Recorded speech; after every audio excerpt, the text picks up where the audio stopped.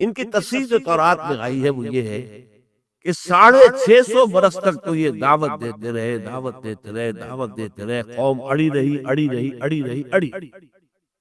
اس کے بعد وہ قوم ختم کر دی گئی، غرق کر۔ اس کے بعد بھی 300 برس تک حضرت نوح جو ہے ان لوگوں کے ساتھ رہے باقی۔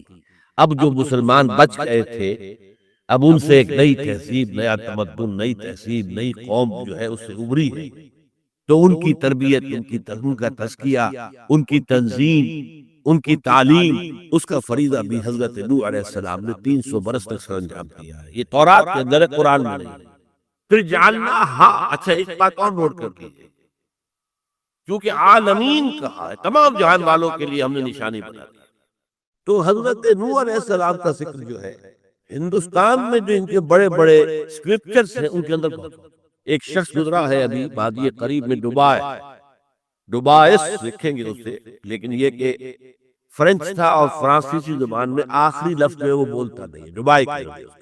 تو جیسے مورس بوکائے، حالانکہ بوکیل اگر پڑھیں گے انگریزی میں تو مورس بوکیل بنتا ہے، لیکن وہ مورس بوکائے۔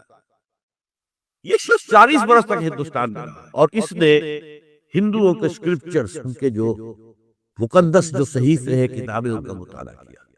وہ اس نتیجے پر پہنچا ہے کہ منو جو ایک بزرگ شخصیت جس کا ذکر ہے ہندوؤں کے ہاں، منو یہ مہانو تھے، مہانو بہت بڑے نو، مہا کا لفظ جو ہے ہندی میں بڑے، آتما روح، مہاتما بہت بڑی روح، مہاتما وہ بہت ہی اونچی روحانی شخصیت، مہاتما کہلاتا ہے۔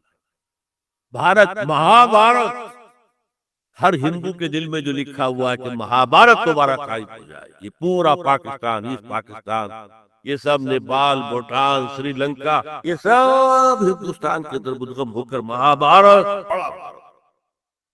قائم۔ تو مہانو سے وہ نوح بن گیا ہے، اور جو ان کی منو سمرتی ہے وہ در حقیقت حضرت نوح کی وہ شریعت تھی جو انہوں نے اپنے قوم کو دی، منو سمرتی۔ واللہ عالم، میں یہ سمجھتا ہوں چونکہ اس میں یہ ہے کہ مہانو جو ہے ایک بڑا ہڑ آیا تھا، بہت بڑا سیلاب آیا تھا، تو کشتی میں سے جو لوگ بچے تھے ان میں سے کچھ یہاں بھی آ گئے تھے، تو اس حوالے سے محسوس ہوتا ہے کہ ان کی بات ٹھیک ہے۔ دوسری طرف عیسائی پادریوں کی دیکھا دیکھی ہندوؤں کی باسی کڑی میں بھی ابال آ گیا۔ آؤ نا ہم بھی سیر کریں کوہ طور کی، مسلمان اس وقت دبے ہوئے تو ہے، ذرا ہم بھی کچھ اپنا غصہ نکال لیں۔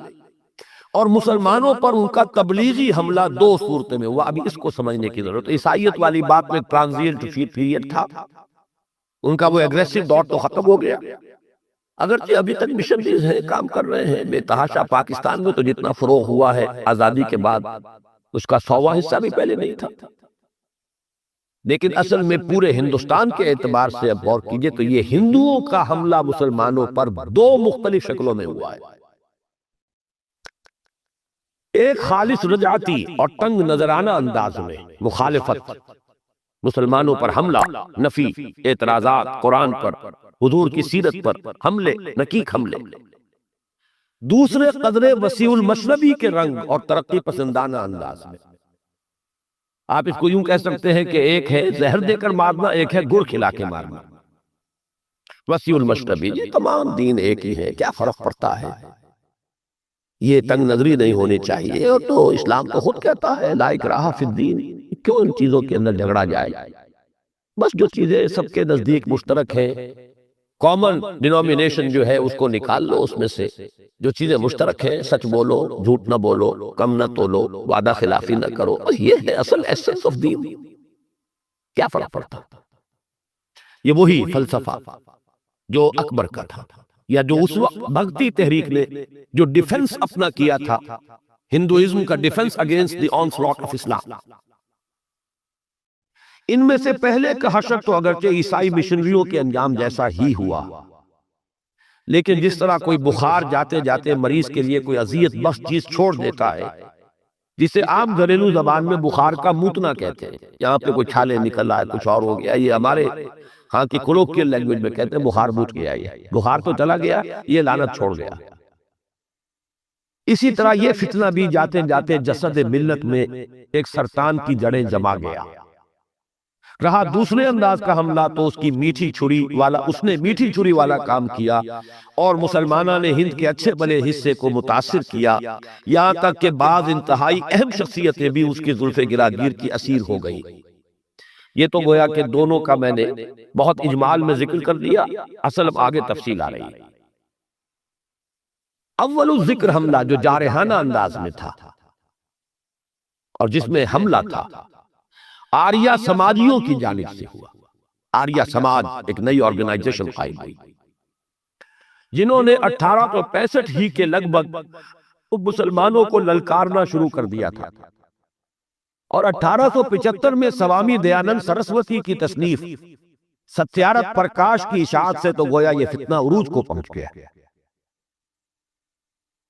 اس کے جواب کے لیے علماء حق بھی میدان میں آئے، لیکن بدقسمتی سے اس میدان میں نمایاں حیثیت آن جہانی غلام احمد قادیانی کو حاصل ہو گئی، جس نے 1883 میں اپنی تالیف سرمہ چشم آریہ ہی کے ذریعے وہ ہر دل عزیزی حاصل کی تھی جو اس کے ظرف سے بہت زیادہ ہونے کے باعث چھلک پڑی، نتیجتاً وہ خود بھی گمراہ ہوا اور دوسرے سینکڑوں اور ہزاروں کو بھی گمراہ کر گیا۔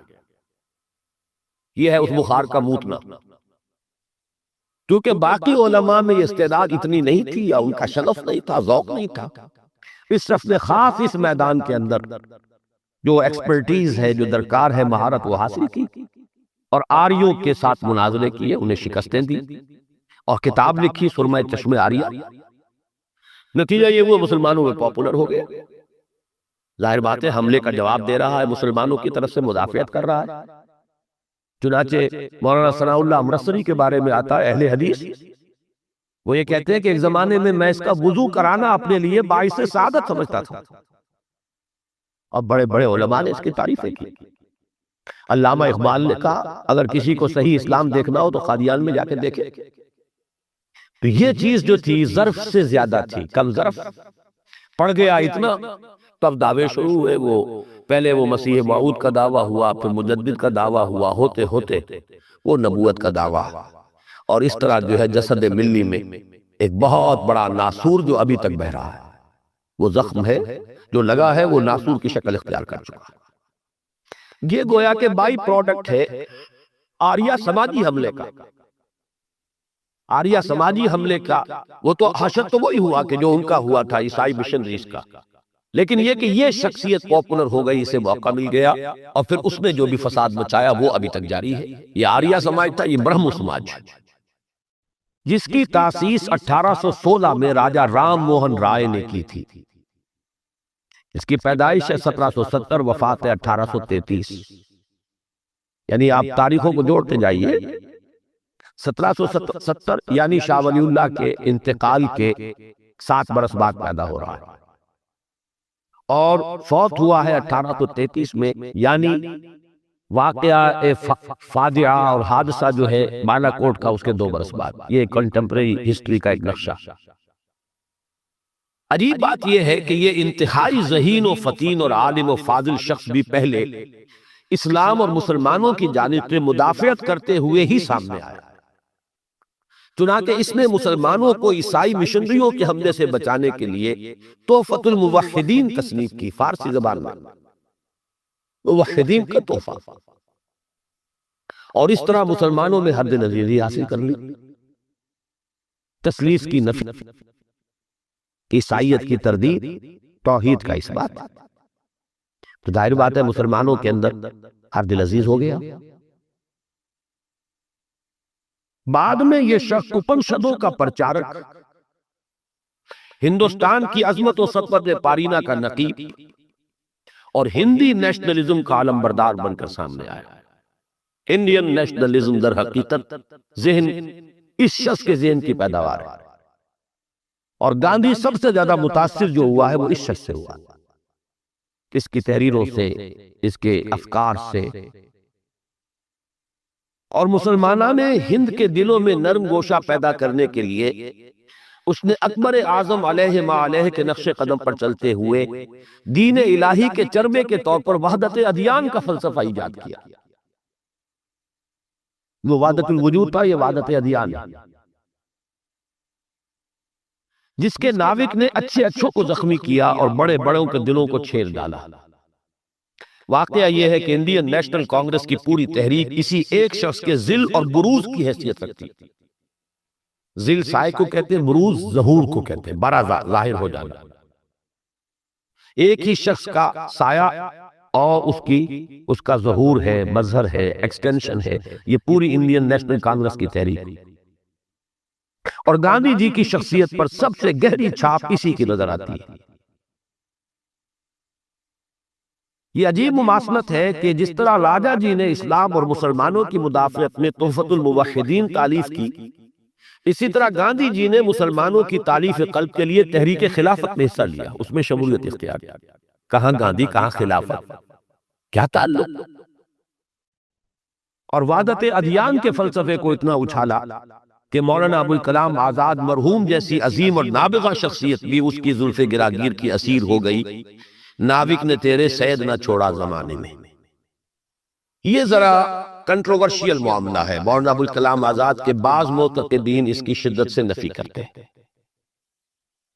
لیکن بعض لوگ بڑی شدت کے ساتھ، اور ان میں بہت مخلص لوگ بھی ہیں، وہ کہتے ہیں کہ یقیناً وہ برہمو سماج سے متاثر تھے، وحدت ادیان کے قائل ہو گئے تھے۔ مولانا اصلاحی صاحب تو ایک مرتبہ بہت ہی ناراض ہوئے تھے مجھ پر، جب میں نے کچھ مولانا ابوالکلام آزاد کی کچھ تعریف نصاب میں کی تھی۔ جس زمانے میں وہ سرپرست تھے تو انہوں نے یہ الفاظ کہے تھے بہت سخت کہ کون نہیں جانتا کہ اس شخص کی موت برہمو سماج پر ہوئی ہے، یعنی کہ گویا کہ ان کے نزدیک مولانا ابوالکلام آزاد حالت ارتداد میں فوت ہوئے۔ اتنا غصہ تھا ان کے اس جو برہمو سماج پر موت ہوئی اس کی۔ لیکن بہت سے لوگ اس کی نفی کرتے ہیں۔ ایک تو یہ کہ قرین قیاس معلوم ہوتا ہے کہ جب مولانا ابوالکلام آزاد وہ جو ہم پڑھ چکے ہیں کہ بدل ہوئے ہیں 1920 میں علماء کے طرز عمل سے، اس کے بعد پھر انہوں نے کانگریس میں شمولیت اختیار کی باضابطہ، تو ظاہر بات ہے کہ گاندھی کی شخصیت بہت پرزور شخصیت تھی، زوردار شخصیت تھی، اس سے اثر پڑتا تھا لوگوں پر، ان کی فکر پر، سوچ پر۔ تو کوئی عجب نہیں ہے کہ کچھ تاثر جو ہے مولانا ابوالکلام آزاد نے لیا۔ ایک بات جس کا کہ جواب کوئی بھی جو مدافعت کرنے والا ہے وہ نہیں دے پاتا، وہ یہ ہے کہ مولانا آزاد کی جو تفسیر سورہ فاتحہ ہے، اس میں جو مرکزی آیت ہے سورہ فاتحہ کی ایاک نعبد و ایاک نستعین، جس میں عبادت کا فلسفہ آتا ہے، اس پر مولانا ابوالکلام آزاد نے کچھ نہیں لکھا۔ وہاں تو پھر یہ کہ پہلے ربوبیت پہ بہت کچھ لکھا، رحمت پر بہت کچھ لکھا، ہدایت پر بہت کچھ لکھا، لیکن یہ کہ اس آیت کو ایسا گول کر گئے ہیں کہ عنوان ہی کو علیحدہ قائم نہیں کیا، بس چھوٹا سا پیرا ہے سابقہ پیرے کے ساتھ۔ کیا وجہ ہے؟ کیا یہ قرآن مجید کی مرکزی سورہ فاتحہ کی مرکزی آیت نہیں ہے؟ یہ میں جس سے بھی بات کرتا ہوں، جو بھی مولانا ابوالکلام آزاد کی طرف سے مدافعت کرتا ہے، وہ چپ ہو جاتا ہے، جواب نہیں اس کے پاس۔ یہی معاملہ ہوا مولانا اخلاق حسین قاسمی کے ساتھ، وہ بھی مدافعین میں سے ہیں، مدافعت کرنے والے ابوالکلام کی طرف سے کہ یہ غلط الزام ہے، لیکن اس سوال کے جواب میں چپ ہو گئے، خاموش۔ یہی ہمارے ہاں یہاں نوجوان علماء جو مولانا قاری سعید الرحمن صاحب علوی، وہ بھی اس سوال کا جواب نہیں دے پاتے، خاموش۔ تو معلوم یہ ہوتا ہے، اسی لیے دیکھیے میں نے بارہا جو اپنی تقریروں میں کہتا ہوں کہ میں جب ابوالکلام کا نام لیتا ہوں، وہ ابوالکلام صرف 1912 سے 1920 والا ہے۔ بعد کے ان کے سیاسی نظریات، بعد کے ان کے مذہبی، اگر یہ تصور صحیح ہے، میں نے تو ظاہر بات ہے میں ریسرچ ورکر نہیں ہوں، وہ تو اللہ نے ایک 1920 والے واقعے کی ریسرچ مجھ سے زبردستی کرا دی کہ مولانا یہ اپنے پروفیسر چشتی صاحب کا ایک جملہ میں لکھ کر اور مجرم بن گیا، پکڑا گیا، لہٰذا مجھے تو چھان بین کرنی پڑی، ورنہ میں تو کوئی ریسرچ ورکر تو نہیں ہوں۔